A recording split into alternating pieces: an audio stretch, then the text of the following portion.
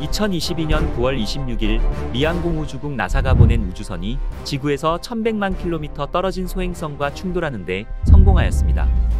이것은 지구로 날아오는 소행성의 위험으로부터 인류를 지키는 지구 방어 시스템의 가능성을 확인한 것이었죠. 다트 프로젝트는 소행성으로부터 충돌 위협이 있을 때 지구를 보호하기 위해 시작된 프로젝트입니다.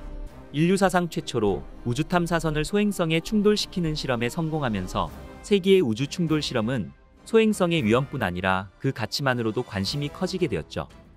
냉장고 크기만한 이 작은 우주선은 무게 610kg으로 초당 6km의 속도로 소행성에 충돌하였습니다.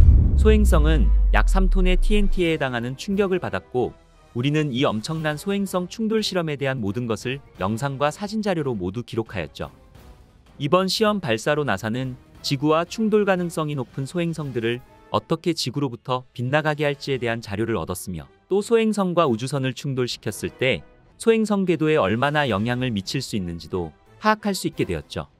지구 밖 1100만 킬로미터에서 이루어진 실제 소행성 충돌 프로젝트인 다트 미션에 대해서 알아보겠습니다.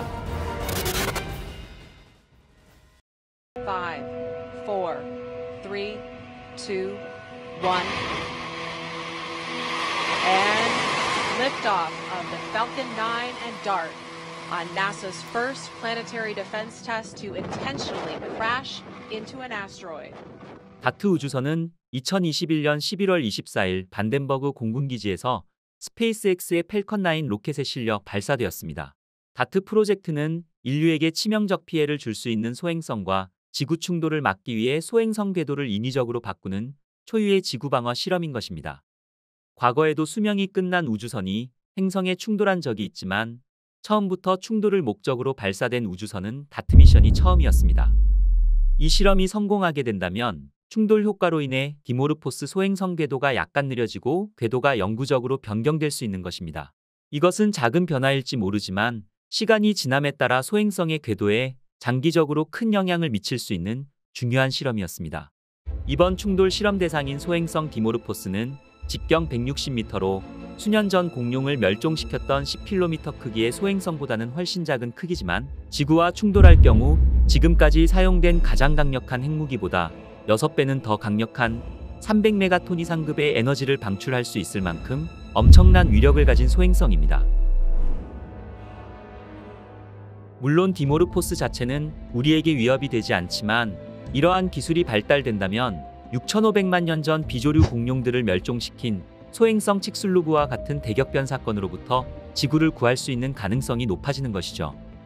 이론적으로 지구에 도달하기 수년 전에 위험한 소행성을 식별할 수 있다면 우리는 그것을 우리에게 완전히 빗나가게 할 수 있을 만큼 미리 대비할 수 있는 것을 말하는 것입니다. 우리는 인지하지 못하고 있지만 놀랍게도 매일 평균 100톤에 가까운 소행성들이 지구로 떨어지고 있습니다. 물론 그 크기가 작아서 거의 모든 소행성들이 지구 대기의 마찰로 인해 소멸되기는 하지만 그중 1m 정도의 크기를 가진 몇 개의 소행성들은 실제로 지구 곳곳에서 관측되고 있습니다. 직경이 수십 미터에서 수킬로미터 정도 되는 소행성은 그 빈도수가 훨씬 더 적기는 하지만 언제든지 지구와 충돌할 가능성이 있는 것입니다. 1908년 지름 약 50m 크기를 가진 소행성이 러시아 시베리아에 떨어졌을 때 서울 면적의 3배가 넘는 지역이 영향을 받았으며 무려 8천만 그루의 나무들과 2000제곱킬로미터의 산림이 사라졌고 수천 킬로미터 떨어진 영국 런던에서도 폭발음이 들릴 정도로 엄청난 것이었습니다. 폭발의 위력은 일본 히로시마에 투하된 원자폭탄의 최대 1000배에 달하는 것으로 추정되고 있으며 2013년 2월 러시아 첼야빈스크주에서 발생한 운석 폭발은 15m에서 20m로 추정되는 작은 소행성이었지만 무려 수천 명의 부상자와 재산 피해를 초래하였습니다. 그리고 더욱 소름 끼치도록 무서운 사실은 지구 대기에 들어오기 직전까지 아무도 발견하지 못한 것이었습니다. 심지어 지상에서 관측할 수 있는 수준이 되어서야 맨눈으로 확인할 수 있었으며 소행성의 충돌 모습들은 차량 블랙박스 영상으로 확인할 수 있었죠. 미항공우주국은 1998년부터 지구와 충돌할 가능성이 있는 소행성을 찾아 추적하기 시작하였고 약 3만 개의 소행성을 식별해왔습니다. 하지만 다행히도 그중 어느 것도 우리에게 위협을 주는 소행성은 없었죠. 그러나 미항공우주국이 실제로 포착한 소행성은 전체 소행성의 일부에 불과합니다. 지구에 충돌했을 경우 심각한 위험을 초래할 수 있는 140m 크기 이상의 소행성들은 약 2만 5천여 개가 있을 것으로 추정하고 있으며 이 중 50%도 안 되는 만여 개만이 확인되어 추적 감시 중인 것입니다. 하지만 나머지 15,000개는 아직 발견조차 하지 못하고 있는 것이죠. 이는 지구를 위협할 수 있는 소행성들을 배제할 수 없는 상황임을 말하고 있으며 이러한 사실들을 대비할 수 있는 일환으로 시작된 것이 바로 다트 미션입니다.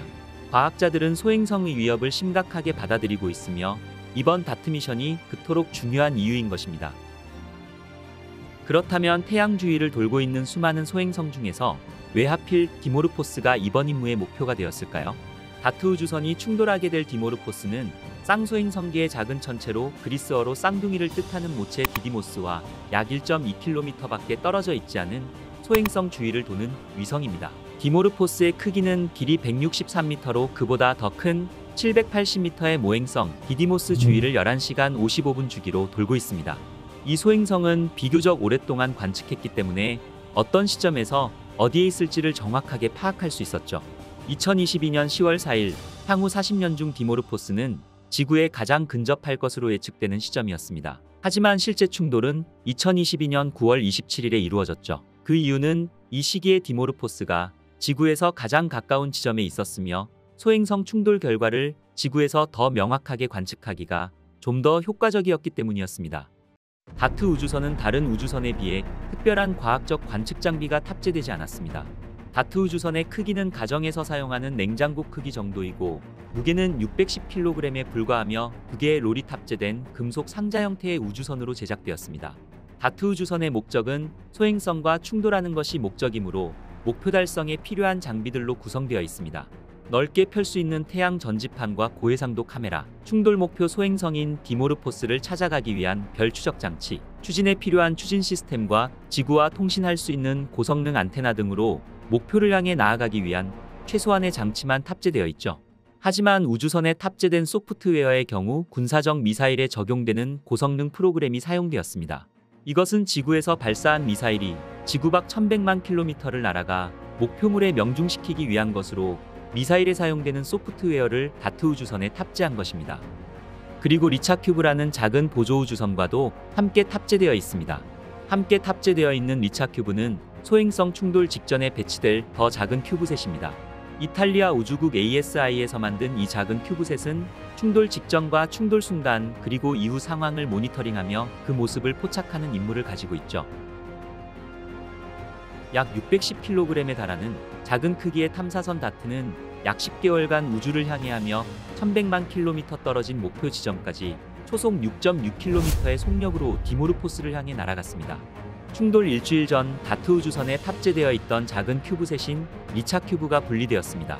다트 우주선은 충돌 4시간 전 약 9만 킬로미터 밖에서 마지막 경로 조정을 하며 스마트 자율항법 비행체제로 완전히 전환해 관제팀의 지시 없이 다트 우주선에 탑재되어 있는 카메라에만 의존하여 스스로 목표 지점으로 향해 돌진하였습니다.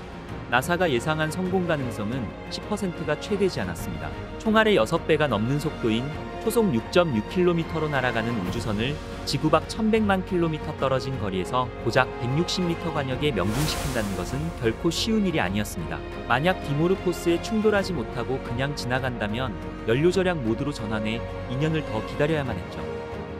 다트 우주선은 점점 목표 지점으로 다가갔고 다트 우주선이 디모르포스에 근접하면서 소행성의 실제 사진을 지구로 송출하였습니다. 다트 프로젝트 연구진들에게는 긴장되는 순간이었습니다. 충돌 직전 디모르포스의 표면이 점점 선명해지면서 확대되고 작은 돌 하나까지 구분할 수 있을 정도로 선명하게 보이는 마지막 순간, 다트 우주선이 소행성과 충돌하며 지구로 송출하는 사진이 끊어졌습니다. 다트 미션 팀들은 일제히 환호하며 기뻐하였습니다.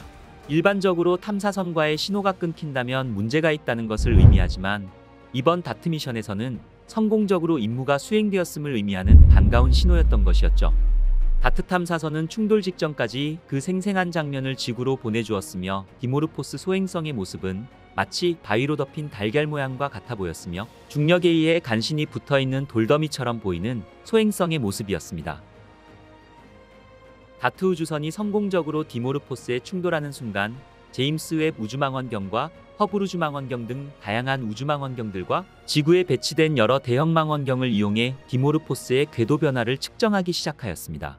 충돌 직후 막대한 양의 소행성 파편과 먼지가 우주 공간으로 분출되었고, 분출된 소행성의 파편과 먼지들이 태양빛에 반사되어 순간적으로 밝아지는 모습이 모든 망원경에서 관측되었습니다.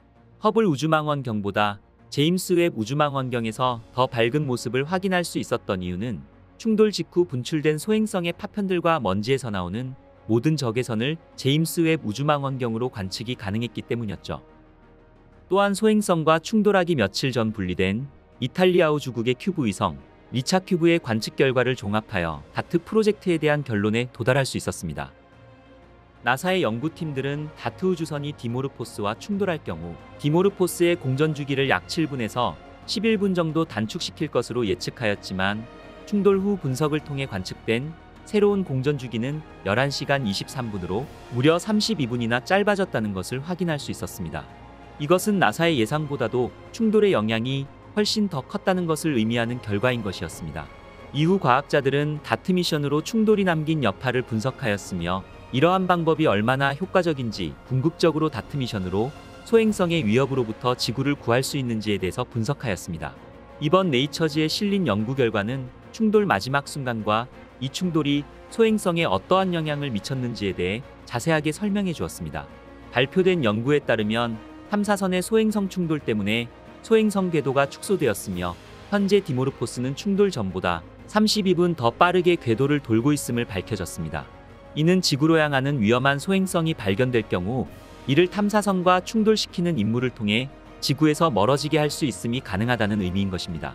그리고 우주선의 궤적 데이터와 충돌 직전의 소행성 표면 사진을 결합했으며, 이를 통해 다트가 초속 6km 이상의 속도로 디모르포스를 향해 돌진할 때 가장 먼저 부딪힌 부분은 태양 전지판 중 한 부분이었고, 이 패널은 폭 6.5m의 바위에 부딪혔음을 알아냈습니다. 이 충돌로 인해 디모르포스는 최소 1000톤에 달하는 암석들이 분출되었고, 이 파편들은 소행성 뒤로 수만 킬로미터에 걸쳐 소행성의 꼬리를 형성하였습니다. 이것은 마치 혜성과 같은 모습이었습니다. 수많은 망원경들은 소행성의 꼬리가 이동하고 진화하는 과정을 몇 주에 걸쳐 관찰했으며, 허블 우주망원경은 충돌 후 사라진 두 번째 꼬리까지 감지하기도 하였습니다. 다트 탐사선은 소행성 중심에서 약 25m 떨어진 지점에 충돌하여 충돌의 힘이 극대화되었음을 확인하였습니다. 충돌 때문에 많은 양의 소행성 잔해가 바깥쪽으로 날아갔으며, 이러한 충돌에 대한 힘의 반동은 소행성의 이전 궤도에서 더 멀리 떨어졌으며, 이 잔해들의 분사로 인하여 디모르포스의 추가 추진력이 다트 탐사선에 의해 부여된 추진력보다 4배에 달했다고 추정하였습니다.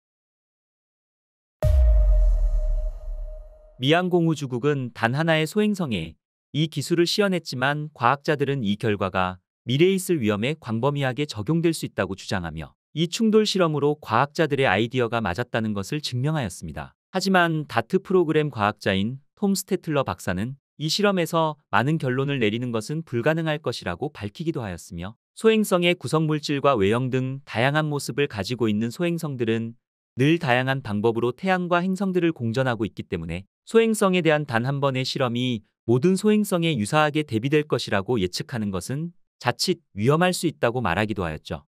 소행성이나 혜성 등 지구 근접 천체로부터 지구를 지켜내기 위해 가장 중요한 것은 빨리 더 많은 천체들을 찾아내는 것입니다. 다트 미션을 통해 그 가능성을 본 소행성 방어 기술 또한 결국에는 지구에 접근하는 위험한 천체들을 얼마나 빨리 찾아낼 수 있는가에 달려있기 때문인 것이겠죠. 유럽 우주국 ESA는 2026년 말 디디모스와 디모르포스의 후속 연구를 위해 헤라 탐사선을 쏘아 올릴 것을 발표하였으며, 헤라 탐사선이 디모르포스에 도착하게 된다면 다트 미션에 따른 충돌의 여파를 더 자세히 살펴볼 수 있을 것입니다. 오늘의 우주의 발견은 지구를 근접하는 소행성에 충돌하여 소행성의 궤도를 바꾸는 다트 미션에 대해서 알아보았습니다.